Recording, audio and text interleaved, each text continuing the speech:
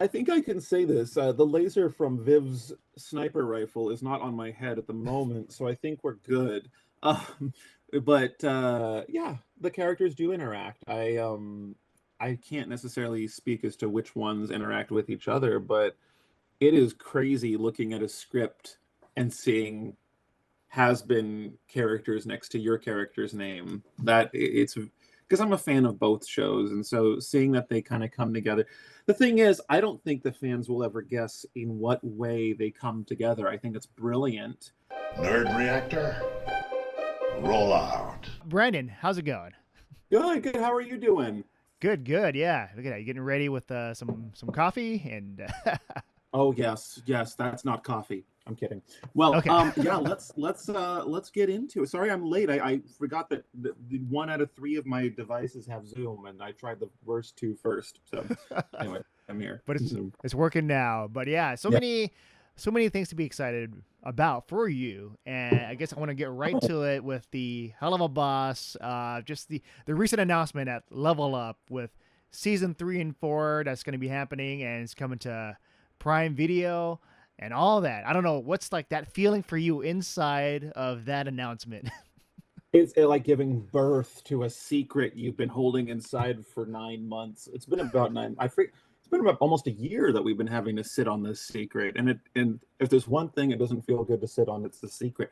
And I feel very happy that the whole world is finally in on this secret. It's all one big secret that we're all in on now. And so yeah, and it's also surreal. Amazon is, I mean, it's Prime. There's only a few platforms where you're like, oh, you're on that. That's a big show, and Prime is up there. And I never in a million years did we think that doing this indie animation.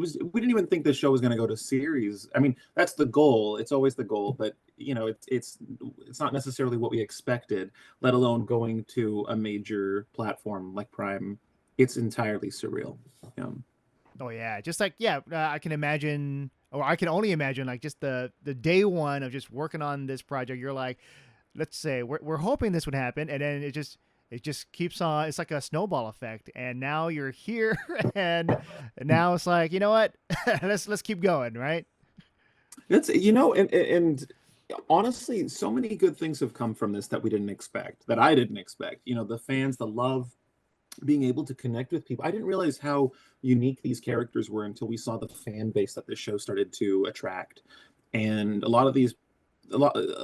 most people, I think, who watch the show find some part of themselves in a lot of these characters. And I think that these characters represent parts of humanity that aren't always depicted in mainstream media.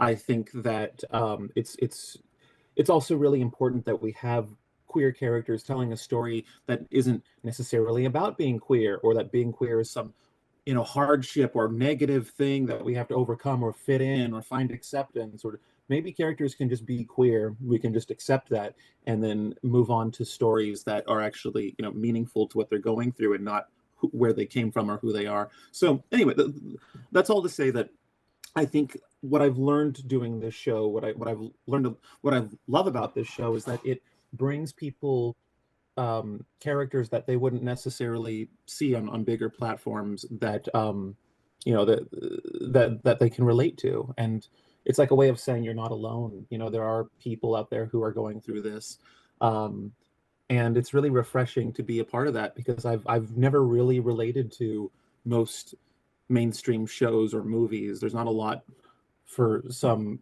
queer, brown, neurodivergent kid from a small town. There's not a lot of characters I can relate to that are in movies. And so to be able to start giving more in between the lines characters, more of the secondary color type characters that you don't see every day on the main palette, it's really cool to be a part of that. Yeah, and like you mentioned, like, because the show is like bringing the queer identity to the front, like limelight, compared to being a secondary character. Like Blitz is the main character, and your shirt. I gotta see your shirt, right? That's I wore my Helluva. Here's Blitz. Yeah, there you go. Yeah. Now at Hot Topic in stores now. All right, I'm going.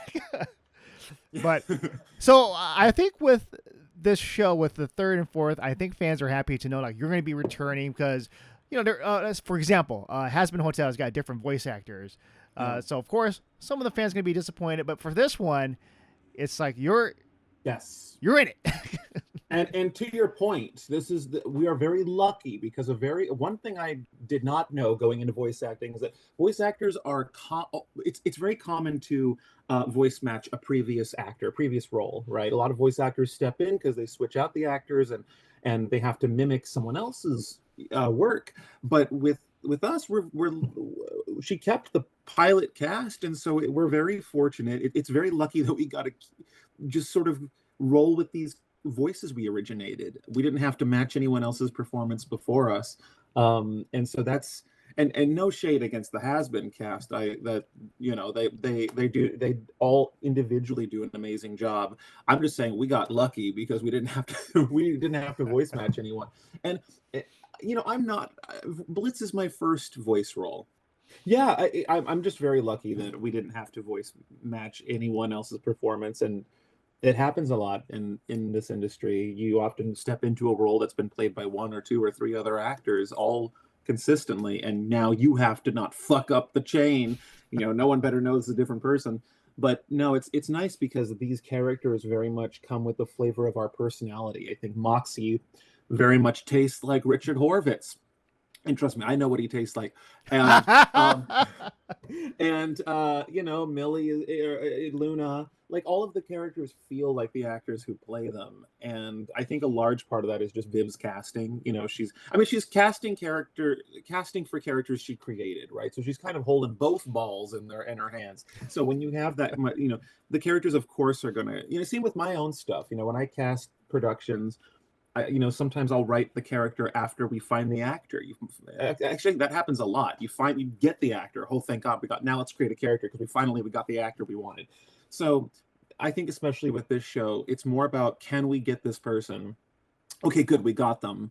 Now let's come up with a character for them. And that does, and we kind of know who we want them to play, but once they're cast, that does heavily influence how that character behaves, what that character might look like, or how their posture, and also they are mimicking sort of they film us when we do it, so they kind of see what our body language was. But anyway, where was I going with this? I'm so sorry. I went on like 3 different tangents. That's great. No, that's great. I love tangents. And then like I'm going to go on another tangent. Horvitz flavor. Yes, yeah. Mm-hmm. No, like the animation. I didn't realize like the animators are trying to capture your movement and all that, like a video. Yeah. Voice acting is one of the first steps next to writing the script, of course.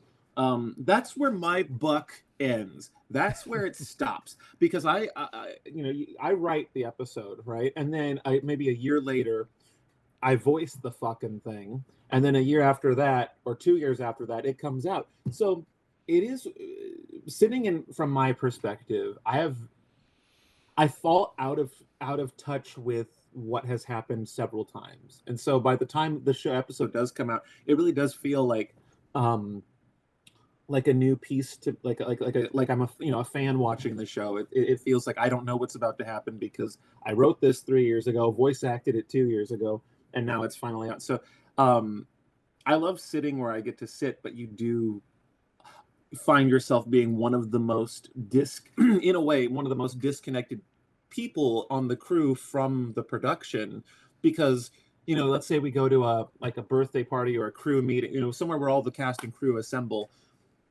The cast recorded this years ago. The crew has been animating this every single week, since that. So it's fresh in their heads, but to us, we often forget what happened. And so it's just interesting. But vice versa, when we're writing it and recording it, we're in it, and the crew has no idea what's about to happen or what's coming their way. And so, just depending on where you are in the production, you can be more involved with or less involved with what's happening.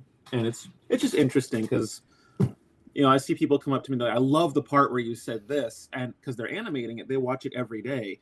I don't see it, so I'm like, what? Oh, yes, I did say that. Thank you. It's a great catch. Yeah. I kind of understand that, like, especially like when fans watch it, like they would rewatch like episodes over and over again. and let's say you do a line, and it's like, and then it would remind you of certain things. So it's like it's a nice way to just get reminded of things, right? It is, because as creators, we don't go back and watch it necessarily. I think I speak for most influencers and content creators when I say that we're not going back and rewatching our stuff the way you do. You know, it's like the way, or the way that the fandom does. You know, we and I understand, because I'm a nerd myself. There are certain things that I watch over and over and over that other people make, because I'm just getting a certain hit of dopamine from it. But as someone who's created it, you're not necessarily getting that dopamine. You spent this whole time editing it and writing it and working on it.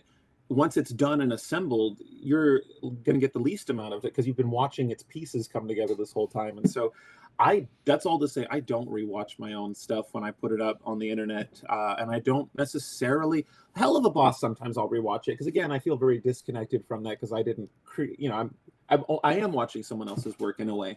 But anyway, yeah, people will come up and they'll quote things, and I will not remember where it's from. I'll be like, I know that it's from something because I recognize the quote, but what movie is it from? And I'm like, well, they're saying it to me, so it has to be something that I made. So but it is embarrassing because I think if the last thing the fan wants to hear is, I don't know. and you know, there is, and I'll admit, you know, when I was a kid, I used to think that every actor from every show I watched knew everything about that show or that character, but that's just not how it is all the time in this business, because usually by the time you're falling in love with something, that creator has already started working on the next 2 or 3 things ahead, so they're not on the same wavelength as you. But like you said, it is nice to be reminded, oh, this made an impact on someone's life, and it affected them positively in this way, or that, you know, it's a stim for them to repeat this line over and over. Anyway, No, I kind of get it. Like for me, like creating content when I'm doing it, I don't like to look at myself, like rewatching myself. So I'd rather do something new where it's different. So yeah.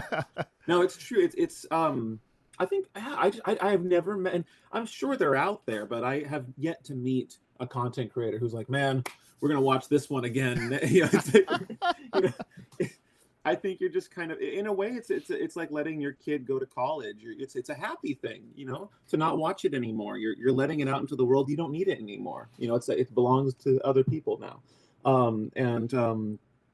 I think it's a very beautiful thing to no longer have to watch your own work, because that means you're done with it. And it already had its impact on you, and now it can go impact other people. So. Oh yeah, and I think with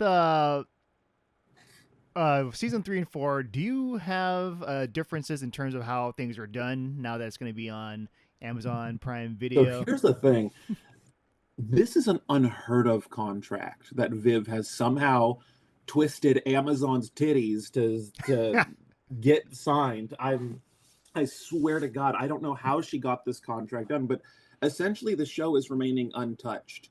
And I can personally vouch for that because we have been writing the tail end of season 3, and we are fully writing under Amazon, you know, or sorry, Daddy Bezos. I don't know what they like to be called, but we are Daddy Bezos. but we're officially writing under Amazon, which means our scripts, you know, that it goes to them for, it's not so much notes as much as it is like creative collaboration type feedback. They're not necessarily saying like, oh, we don't like that. They're saying like, oh, what if, it's like they're in the writer's room as well. And the crazy thing is that Viv can veto anything. Like we have total creative control. It is not like, I don't know if we'll have to run that by Amazon. We'll have to actually, it's the opposite. It's like, oh, well, now that it's not on YouTube, we can show that penis. We could show that titty. We could show that head getting blown off. We can do, and it's just more money, which makes any production just run smoother. You know, the show is getting a bigger budget, going onto the same platform it was. You know, it's just, it's a win-win for everyone, and I'm just so happy that we're able to, that the deal was able to work out, that the contract existed. I mean, it would be a different world. I would be much less happy if Amazon picked up the show and watered it down and added their flavors to it and made it. What Amazon understands is that this show got popular with no one else's help. This show got popular and became beloved on its own from its creators no one stepped in and saved it, right? And so Amazon really, they're like, well, you know, if it ain't broke, don't fix it. That's sort of their outlook on it. So yeah, we're lucky to be on in their cushy clutches. It is much more comfortable be having Daddy Prime take care of you. But you know, it's anyone wondering if the show's going to change? No, it's not going to change.